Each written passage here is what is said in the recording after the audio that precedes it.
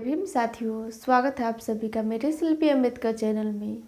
दोस्तों, आज के एपिसोड 1074 एपिसोड है और इसकी शुरुआत चौल से होती है। चौल में जोकू काका कुर्सी पर बैठे हुए थे और सभी को ये बता रहे थे कि राजा किस तरीके से बना जाता है। उसी समय वहाँ पे भीमराव जी आते हैं और बताते हैं कि राजा इस तरीके से नहीं बना जाता है। तो जोकू काका कहते हैं कि फिर ठीक है, तुम ही बता दो कि राजा कैसे बना जाता है। उसके बाद वो कुर्सी पर से खड़े हो जाते हैं। भीमराव जी वहाँ पे जितने भी चौल वाले थे उन सभी को बताते हैं कि राजा किस तरीके से बना जाता है। पहले तो वो कुर्सी को दूसरे स्थान पर रखवाते हैं और सभी को बताते हैं कि राजा 3 चीज़ों से बना जाता है। पहला ये मानसिकता, दूसरा स्थान और तीसरा संघर्ष। इन तीनों चीज़ों का भीमराव जी उदाहरण करके सभी को बताते हैं और जिसके बाद बताते हैं कि इस तरीके से राजा बना जाता है।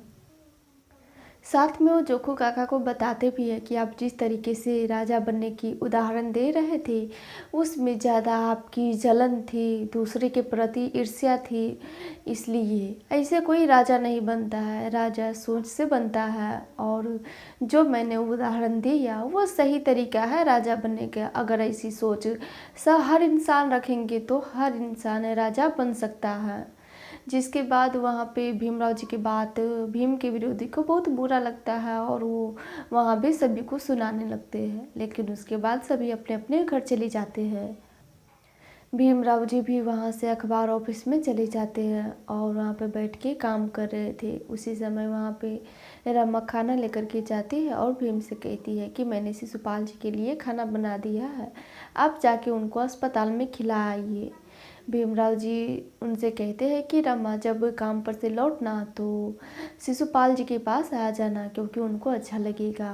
रमा भी कहती है कि हाँ, मैं जानती हूँ और मुझे पहले से पता था कि मुझे शिशुपाल जी से मिलना है, क्योंकि उनको अच्छा लगेगा। और रमा भीम से ये भी कहती है कि मैं आपके साथ रहते रहते ना आधा आपके तरह हो गई हूँ, पूरा आपके तरह सोचती हूँ। यह सुनने के बाद भीमराव जी बहुत खुश होते हैं, लेकिन वो खड़े होकर के जब जाने लगते हैं उससे पहले वो रमा को बताते हैं कि रमा, तुम मेरी जैसी आधी हुई हो और मैं तुम्हारे जैसी पूरी हो गया हूँ।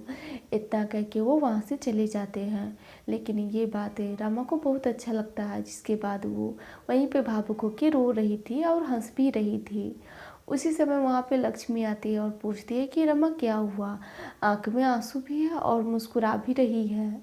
रमा उनको पूरी बात बताती है कि मैंने बस इनसे ये कहा कि मैं आपके जैसे आधी हो गई हूँ, लेकिन इन्होंने मुझसे कहा कि वो मेरे जैसे पूरे हो गए हैं। जिसे सुनने के बाद लक्ष्मी भी बहुत खुश होती है। उसके बाद सभी अपने अपने काम पे चले जाते हैं।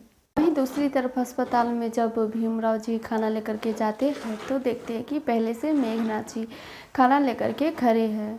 मेघनाथ जी भीम से कह रहे थे कि इसे ये खाना शिशुपाल को दे देने के लिए।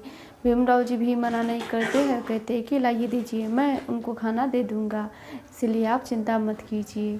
उनका वहाँ दोनों के साथ बहस भी होता है, लेकिन उसके बाद भीमराव जी मेघनाथ जी का खाना लेकर के चले जाते हैं अस्पताल के अंदर शिशुपाल जी को खाना खिलाने के लिए। लेकिन जब वो जाते हैं तो शिशुपाल जी को जगाते हैं। पहले भीमराव जी अपना खाना छुपा देते हैं, वहीं नीचे छुपा देते हैं बेड के नीचे। उसके बाद वो मेघनाथ का खाना शिशुपाल जी से खाने के लिए कहते हैं कि शिशुपाल जी आप खाना खा लीजिए, और डब्बा खोल के भी देते हैं। उसमें पूरी सब्जी और प्याज रखा हुआ था। शिशुपाल जी खाना को देखते ही समझ जाते हैं कि ये खाना मेरे बाबा ने भेजा है। वो भीमराव जी से पूछते भी है कि भीमराव जी, मेरे बाबा का हाथ का खाना खिला करके तुम क्या साबित करना चाहते हो? अब तुम झूठ बहुत बोलने लगे हो। भीमराव जी उस समय झूठ बोलते हैं ताकि वो खाना खा ले।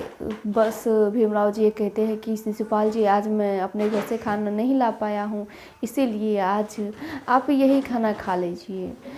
शिशुपाल जी समझ जाते हैं कि भीम जी झूठ बोल रहे हैं, इसीलिए वो श्यामला से कहते हैं कि श्यामला देखो, यहीं कहीं पे खाना रखा हुआ होगा, वो खाना मुझे दो। भीम का खाना खा के मैं जल्दी ही ठीक हो जाऊंगा। श्यामला भी देखती है तो बेड के नीचे खाना रखा हुआ था, तो शिशुपाल जी उस खाना को खाने लगते हैं।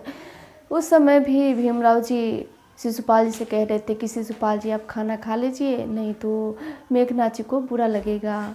मेघनाथ जी एक पिता के रूप में बहुत अच्छे हैं, इसीलिए आप उनका खाना खा लीजिए।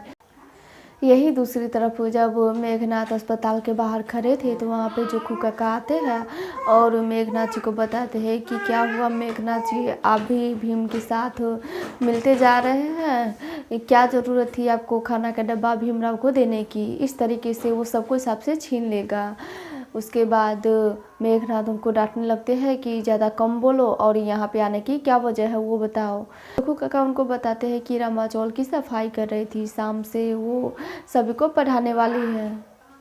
जोखू काका मेघनाथ से ये कह रहे थे कि मैं अपने आदमी को किसी भी तरीके से रोक लूँगा, अपनी जात के आदमी को मैं कैसे भी रोक लूँगा, लेकिन जो ऊंची जात के लोग हैं उनको आप ही रोक सकते हैं। अगर वो पढ़ने आ गया तो आपकी बहुत बदनामी होगी।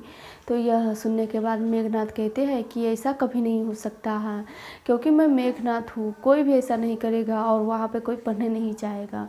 जिसके बाद जोखू काका वापस चौल आ जाते हैं और वहीं अस्पताल में जब शिशुपाल जी मेघनाथ का दिया हुआ खाना नहीं खाते हैं तो भीमराव जी कह रहे थे कि सिद्धि जी ये खाना मैं खा लेता हूँ, नहीं तो अगर डब्बा लौटाऊंगा खाने के साथ तो मेघनाथ जी को बहुत बुरा लगेगा, इसीलिए मैं खाना ये खा लेता हूँ। जैसे ही भीमराव जी उस खाना को खाने ही वाले थे कि वहीं पे मेघनाथ जी पहुँच जाते हैं और कहते हैं कि खबरदार भीमराव, मेरा खाना खाने की गलती मत करना, हो सके तो ये खाना और डब्बा दोनों साथ में फेंक देना।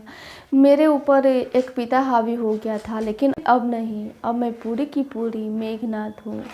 जिसके बाद एपिसोड समाप्त हो जाती है और इसके आगे क्या होगा ये हम अगले एपिसोड में बताएंगे। तब तक के लिए जय भीम, फिर मिलेंगे अगले वीडियो के साथ।